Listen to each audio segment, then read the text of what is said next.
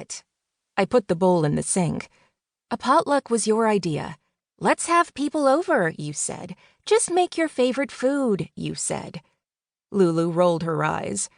She opened the refrigerator, pointed to the shelves inside the door, where bottles of blood and cafe mocha were chilling.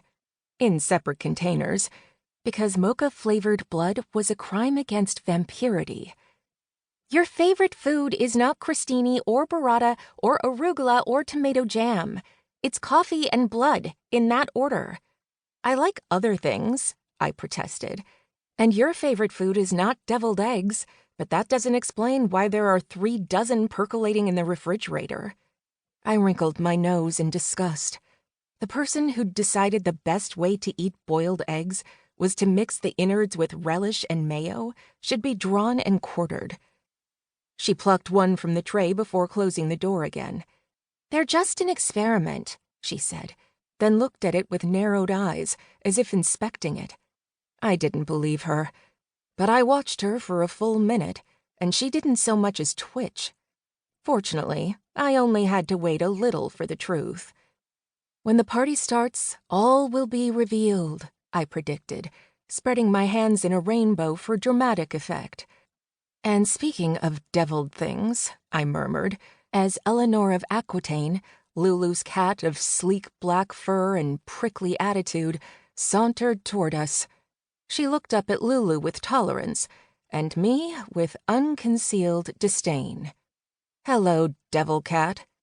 If you call her things like that, she'll pee in your shoes. Again. Again, Lulu acknowledged. I'd tried being nice to her. I bought her catnip, made salmon for her dinner, read from a book of poetry I'd brought home from Paris, showed her the only legitimate version of Pride and Prejudice that Lulu and I acknowledged. Sure, fans loved Harry Styles as Darcy, but that was just for the novelty. Colin Firth was the one and only, thank you very much. But she would have none of it. I was the third wheel. Maybe cats didn't like vampires.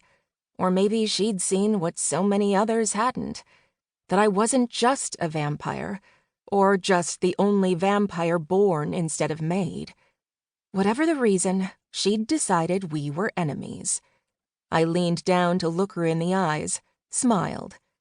I'm going to dress you up like a cowgirl while you sleep. Then I'm going to take pictures and send them to the Tribune. If her dirty looks were stakes, I'd have been deceased. But she hissed and ran away, conceding the ground. I called that a win. Peeing in your shoes will only be the beginning, Lulu said, and popped the deviled egg into her mouth. Boxed brownies substituted when bread failed. While they cooled on the stove, I pulled my wavy blonde hair into a low braid and paired a flowy black sleeveless tank with dark, shimmery leggings and boots.